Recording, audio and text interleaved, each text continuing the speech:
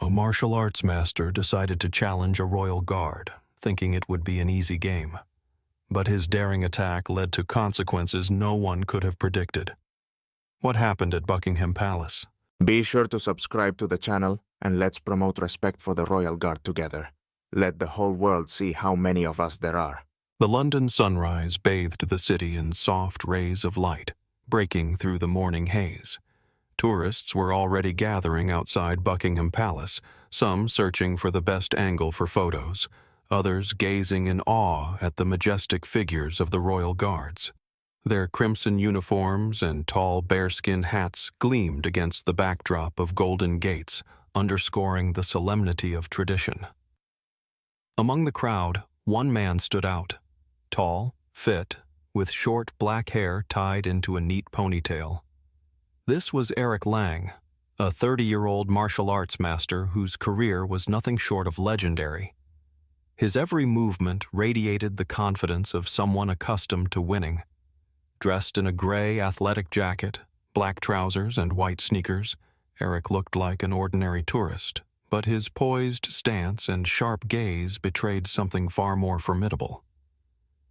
Eric stopped directly across from one of the guards. The young soldier stood motionless, like a statue. This was William Howard, a 28-year-old recruit for whom serving at Buckingham Palace was more than a duty. It was an honor. His impeccable posture, composed gaze, and unwavering stillness spoke of extraordinary discipline and inner strength.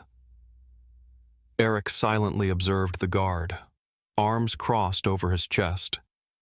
His companion, a man in a blue jacket, stood beside him, casting wary glances in his direction. "Look at them," Eric said with a slight smirk. His eyes locked on William. "They just stand there. Do you think these guys can do anything more than be part of a show?" The companion chuckled hesitantly, avoiding direct disagreement.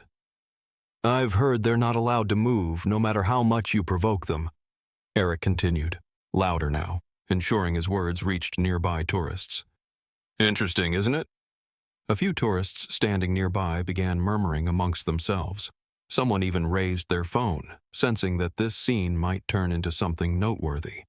Eric, noticing the attention, only smiled wider. "Eric, let it go," his companion said softly, trying to divert him. "This isn't the place to make a scene." But Eric wasn't listening. His gaze remained fixed on William, who stood as still as a rock. The crowd around them started to grow quiet, as if everyone was holding their breath in anticipation of what might happen next. The calm morning, which had started so peacefully, promised to deliver something far more dramatic. The crowd in front of Buckingham Palace froze in tension as Eric Lang stepped forward, approaching the motionless figure of William Howard. His movements were slow, almost theatrical, as though he was preparing for a grand performance. All eyes were on him, and smartphones were already aimed at the unfolding scene. Eric smirked, raising his hand to wave it slowly in the air, just inches from William's face, creating an unsettling sense of intrusion. "Hey man, are you even alive? Or are you just part of the scenery?" he said loudly, ensuring that everyone nearby could hear him. His confident, mocking tone cut through the quiet atmosphere that had settled over the square. William remained completely still. His gaze stayed fixed straight ahead, and his hands gripped his rifle firmly. His jawline tensed slightly, but he maintained the composure of someone trained to endure. Eric, noticing this, widened his grin. "Oh, you're a real pro, huh?" Eric sneered, stepping half a pace back and turning to face the crowd. "Didn't even flinch. Should I show him how to move?" Almost on cue, disapproving murmurs rippled through the crowd. "That's enough. This is just disrespectful," an older woman with a bright silk scarf called out. "Show some respect for their service. They're not here for your entertainment," added a man in a baseball cap standing closer to the barrier. But Eric only laughed, ignoring the judgmental stares. On the contrary, the crowd's dissatisfaction seemed to fuel his arrogance. He turned to face the onlookers, spreading his arms wide like an actor basking in applause. "Relax, people. This is just a little test of professionalism. I'm genuinely curious about what they can do besides standing like statues." His grin grew even wider as he spun back toward William, his eyes glittering with defiance. "What if I do this?" he said suddenly, thrusting his hand forward in a lightning-fast motion, stopping mere inches from William's face as though practicing a perfect strike. The crowd gasped. Loud whispers swept through the tourists, and someone shouted, "Hey, that's too far!" "Somebody stop him!" came a voice from the back. Some onlookers began to retreat, nervous that the situation might spiral out of control, but many stayed, unable to look away from the spectacle. Cameras continued to capture every moment. Noticing the crowd's reaction, Eric seemed even more energized. He stepped across the forbidden line separating the public from the guards, now standing mere inches away from William. "So, soldier boy, are you going to do something? Or is your job just to stand there and take it?" Eric taunted, his voice growing louder to drown out the murmur of the crowd. Amid the escalating scene, William remained as steady as a statue. His face betrayed no emotion, but his eyes narrowed slightly, signaling a growing focus. He knew that Eric's provocations were reaching a dangerous threshold. The crowd braced itself, sensing that what had begun as a harmless morning had transformed into something far more explosive. The crowd held its breath as Eric stood within the restricted zone, his every move dripping with arrogance. Turning to the gathered spectators, he raised his voice so that it echoed across the square. "Ladies and gentlemen," he announced, "you're about to witness a real show, a proper spectacle." With that, he turned back to William, his piercing gaze cutting through the charged air. The crowd began to murmur anxiously, with some shouting, "Stop it! This is assault!" But Eric showed no signs of stopping. He suddenly thrust his palm forward, aiming at William's shoulder. The slap landed with a sharp sound, reverberating across the square. People gasped, and one woman let out a scream. William, embodying royal discipline, didn't budge. His face remained stoic, though his body tensed, bracing for what might come next. Eric chuckled, his voice growing even louder. "Seriously? Not even a reaction? Are you made of stone?" The crowd erupted in shouts. "Leave him alone." "Are you out of your mind?" But Eric wasn't finished. Smirking, he delivered another blow, this time to William's torso. His movements were quick and precise, the product of years of martial arts training, but William stayed rooted in place. Then, as if anticipating further escalation, William made a deliberate step back. His body moved with practiced precision, his every motion a testament to his training. The crowd fell silent, holding their collective breath. His eyes were cold, his expression a mask of intense concentration. Eric's grin widened, his breathing growing heavier. "Oh, so now you're ready to play. All right, soldier boy, let's see what you've got," he shouted. The crowd froze, their whispers replaced by a tense silence. Eric began to shadowbox, throwing quick jabs in the air as he closed the distance to William. His fists tightened, clearly preparing for a decisive strike. He wasn't just toying anymore. He was escalating, his energy feeding off the crowd's tension. Suddenly, without warning, Eric lunged forward and grabbed William by the shoulders. The scene unfolded so quickly that the audience barely had time to process it. Eric, using his considerable strength and expert technique, attempted to execute a throw over his shoulder. "Oh my God!" a woman screamed, her hands flying to her face. Despite the physical mismatch, William fought back with everything he had. His boots dug into the cobblestones, his arms straining against the grip, but Eric's skill and force proved overwhelming. Within seconds, the guard was on the ground.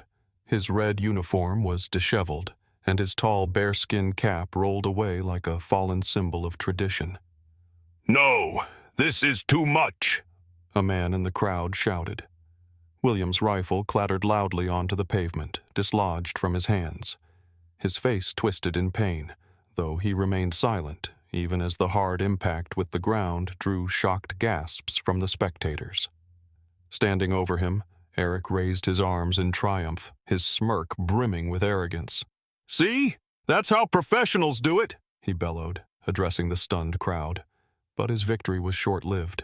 Around him, the shouts of the onlookers grew louder. "This is assault! Call the police!" The crowd shifted uneasily, some filming the incident while others yelled for security.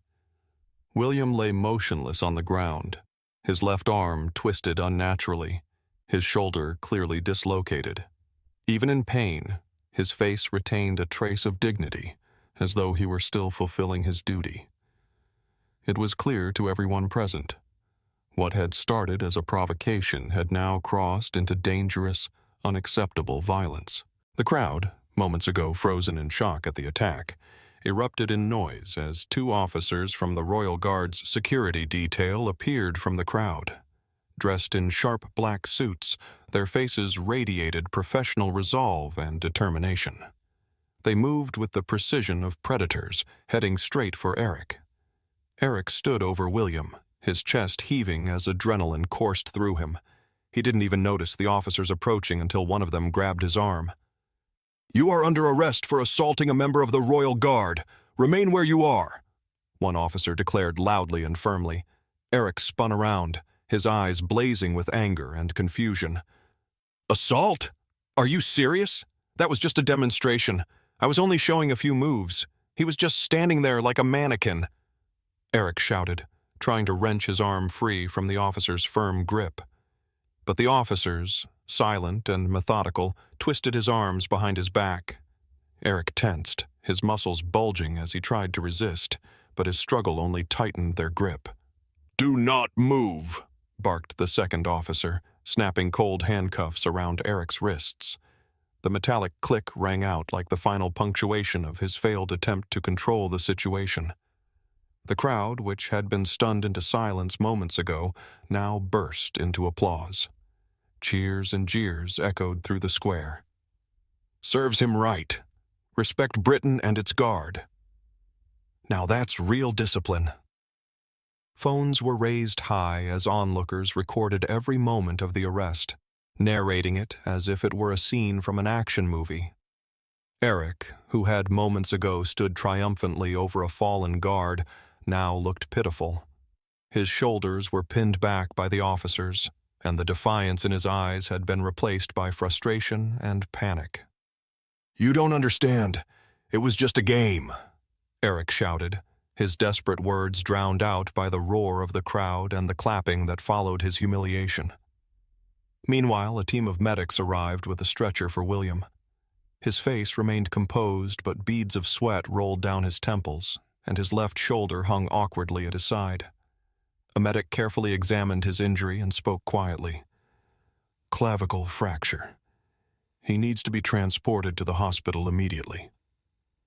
William gave a slight nod, his jaw clenched to suppress the pain. Despite his condition, he instinctively tried to push himself off the ground, but the sharp pain forced him back down. "Stay still, sir. We'll handle this," a medic reassured him, gently supporting his good shoulder. The officers, having subdued Eric, began escorting him toward a waiting police car. The crowd parted to make way, with people shouting and snapping photos of his walk of shame. "Shame on you!"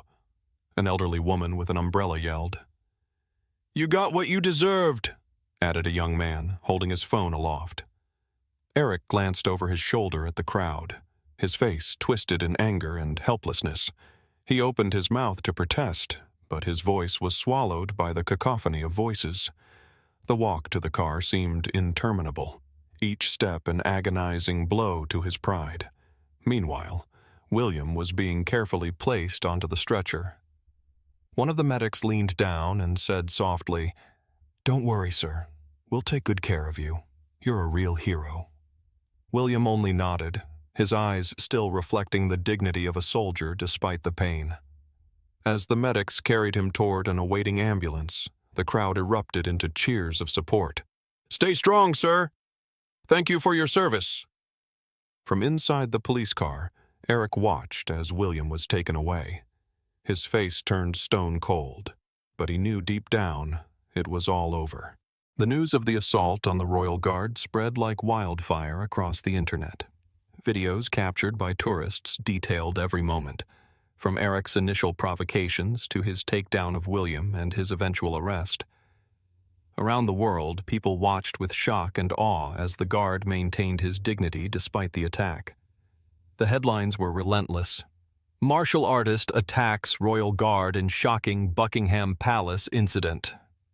Royal Guard stands strong amid assault, a symbol of British resilience. Attack on Britain's honor. Martial artist faces backlash after disrespecting Royal Guard. Social media exploded. The viral video amassed millions of views in just hours. The comments sections were ablaze. What a disgrace. This Eric guy is nothing but a thug. Respect for the Royal Guard is sacred. Actions like this are unacceptable. That guard is a true professional, strong, composed, and an example to us all. Even celebrities and politicians chimed in, emphasizing the importance of respecting tradition and those who serve the country. A well-known actor tweeted, "Strength isn't about aggression, it's about discipline. That guard is a hero." Meanwhile, Eric Lang, sitting in a detention cell, released a statement through his lawyer. It was a weak attempt at damage control. "I didn't mean to hurt anyone. It was just a demonstration. I didn't think it would be taken so seriously." But his words only fueled the public's fury. Comments poured in, condemning his behavior. A demonstration? Breaking someone's clavicle is a demonstration? This isn't a dojo. It's a place of service. He deserves severe punishment. The hashtag #RespectTheGuard began trending on Twitter. Users flooded social media with photos of Royal Guards, thanking them for their service and expressing their support. Comments read, "Guards represent our nation's pride and honor. Let's ensure they're respected. Thank you for your service. Britain stands with you." A particularly touching moment came from a video showing William enduring the pain with stoic composure as medics attended to him. It moved many to tears. Messages of gratitude poured into the Royal Guard's offices, and children sent drawings of guards labeled with messages like, "You are our heroes." The uproar reached the government, sparking parliamentary discussions about increasing legal protections for members of the Royal Guard. One MP declared, "These men and women serve with honor. They are symbols of our nation. We will not allow their service to be disrespected." As for Eric, his reputation was in ruins. Sponsors severed ties, former colleagues in martial arts publicly denounced his actions, and even fans turned their backs on him. His once respected name became synonymous with dishonor. Each day, new details of the incident surfaced, keeping the story in the headlines. The public eagerly awaited the trial, knowing this event would serve as a powerful lesson about respecting the discipline and honor embodied by the Royal Guard. The courtroom was packed, reporters with notebooks and cameras, lawyers with serious expressions, and witnesses to the incident. All had gathered to witness a case that had captivated the entire nation. Sitting at the defendant's bench was Eric Lang. His usual confidence was gone. Before the court now was not a martial arts master, but a man weighed down by the gravity of his actions. The judge, an elderly man with a sharp, discerning gaze, sat behind a massive wooden desk. His glasses glinted under the courtroom lights, and his expression radiated sternness and resolve. Video footage of the attack on William was the main piece of evidence. Played on a large screen, it showed Eric mocking and provoking the guardsman before using his strength against him. The judge surveyed the courtroom and spoke, articulating each word with clarity. "Mr. Lang, your actions represent not only a violation of the law, but a direct insult to centuries-old traditions that embody the honor and resilience of our nation. This is an attack not just on a man serving with dignity, but on the very foundation of our society." Eric tried to defend himself, his voice trembling as he spoke. I didn't mean to cause harm. It was a mistake. I just wanted to test their professionalism. The judge raised his hand to silence him. Your intentions are irrelevant when your actions caused harm. Such behavior is unacceptable. The courtroom fell silent. Everyone awaited the verdict. The judge glanced at the papers before him, removed his glasses, and delivered the sentence. I hereby sentence you to 10 months of imprisonment for assaulting a public servant and disturbing public order. The room erupted in hushed murmurs and faint sighs of approval. Eric lowered his head. His shoulders slumped, and his face darkened with the realization that he had lost everything: his reputation, his freedom, and the respect of society. Meanwhile, seated in another part of the courtroom, in a place of honor, was William Howard. His shoulder was bandaged, and his face still pale from the injury. Despite the pain and physical limitations, he sat with pride. At the end of the proceedings, the judge addressed him directly. Guardsman Howard, your resilience and professionalism have become an example to us all. We thank you for your service and for facing this challenging moment with honor. After the trial, the royal family sent a letter of gratitude to William, calling him a symbol of discipline and honor. The letter was read aloud at a guards' assembly, where his colleagues gave him a standing ovation, showing their respect and admiration. The story of Eric Lang and William Howard became a lesson for millions. The media presented it as an example of how traditions and honor must not be undermined. Around the world, people discussed the importance of respecting those who stand guard over culture and safety. As William recovered from his injuries, he resumed his service, further solidifying his reputation. His name became known far beyond London. Eric, confined to a prison cell, was forever remembered as the man whose arrogance destroyed everything he once stood for. This story served as a reminder that true strength is not only about physical superiority. True strength lies in resilience, honor, and respect for those who protect traditions.